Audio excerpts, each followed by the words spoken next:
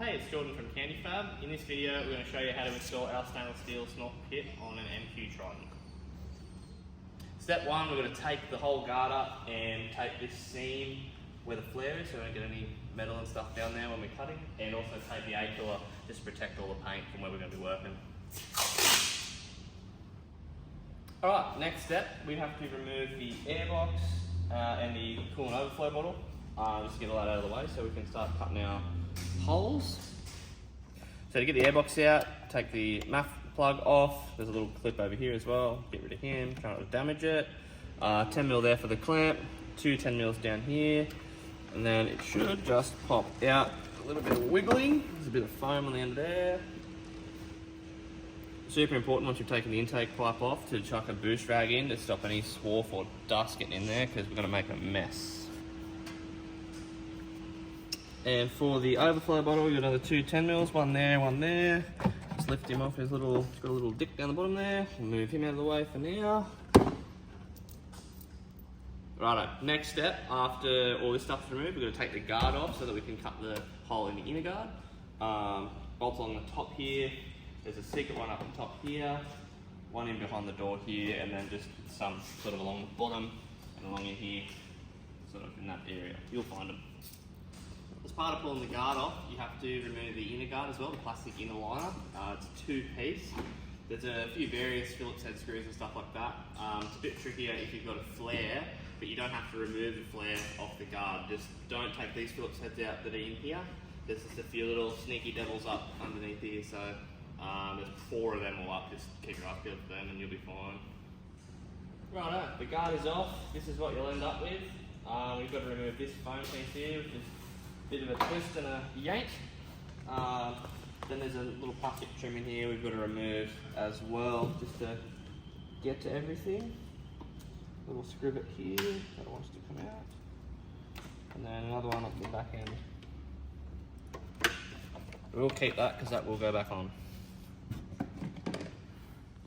You got the trim off. Now we've got to just unclip a few of these clips of the wiring. So that one there, which goes sort of down into there.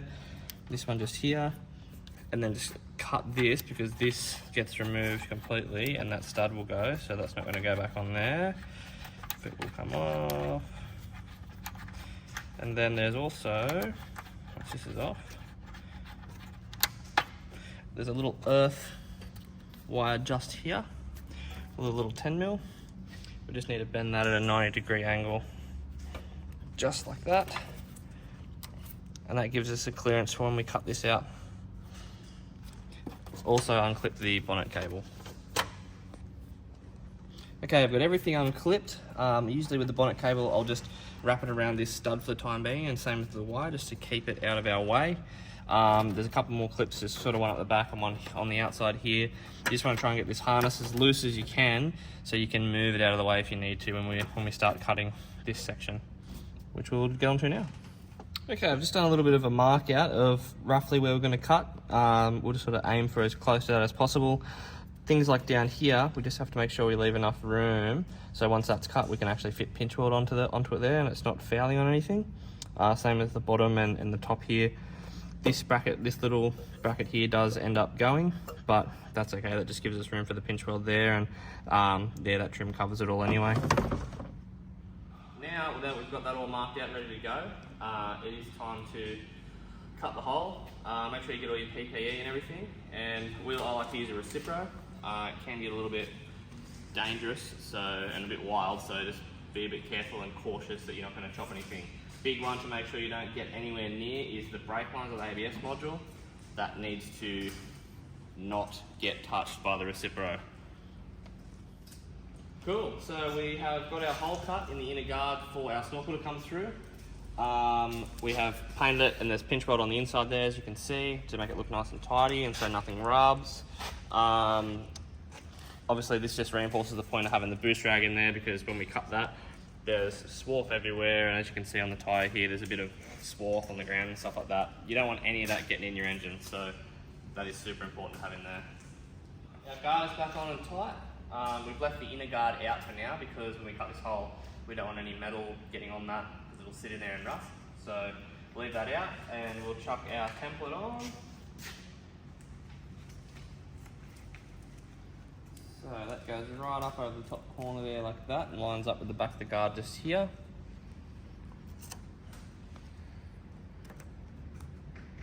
Tape that on, and then it just follows the line of the guard around like so. And that's pretty much it, and we'll trace that out and start cutting. It is now time to cut the actual guard. So we've got our template all marked out on there. We've got a step drill. We'll drill a nice starting hole sort of close to the edge somewhere, but leave a little gap there because I like to sort of cut it slightly smaller than the template to start with, and then you can test fit and make sure that you haven't cut it in the wrong spot. So we'll drill that there and I'll start cutting it out.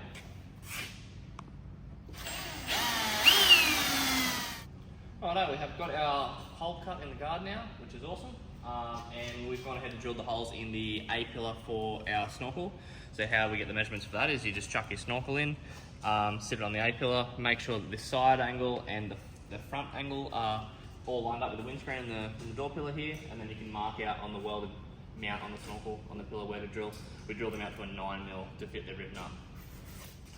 Righto, we're chucking our rib nuts in the pillar here now, in the 9mm hole that we drilled. The rib nuts will be supplied in the kit, but you will need the tool. You can get it from Bunnings. Pretty simple. Slider in the hole, should be a nice firm fit, and then just a gentle squeeze. Don't go too hard because you'll just pull the thread out of the rib nut and you're in a world of hurt then.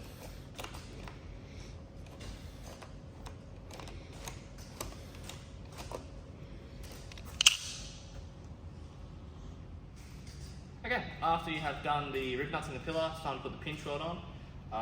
Pull all the tape off the guard first so that it doesn't get stuck under the pinch weld, and then just go around and push it on the hole firmly all the way. Okay, the pinch weld is all on. I like to have the joint at the back here like this, because that little sort of recess allows the snorkel to sit that little bit closer and the pinch weld doesn't force it out.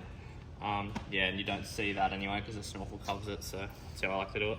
The pinch weld is on, the rib nuts are in. We can fit the snorkel. That should slide straight through nice and easy if you've cut the template out properly. And then it'll line up with the 3 holes up here in the rib nuts. You can use the supplied Allen keys to bolt it to the pillar. And yeah, now we just got to plumb it up to the airbox, and once we finish that we can give it a clean and job done. Now the snorkel's on, we have to put the adapter in the airbox so that we can actually plumb a silicone into that. So we've got this little adapter that we make. Make sure you Sikaflex as much as you can. We like to use the automotive sealant you can get from Bunnings, the Sikaflex brand. Slide that in there like that, make sure it's fully sealed. Just give it a little push to get it in there, all the way home, like that. And then I'll just run the little finger around here and tidy that up and push it into any gaps.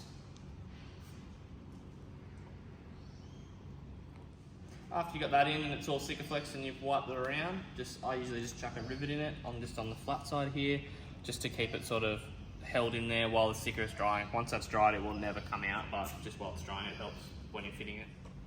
Alright, next step is before you can get the airbox in, we've got to get the silicone cut down to size. So you might have to have the airbox just sitting in there and sort of eye it up to figure out what length you're going to need.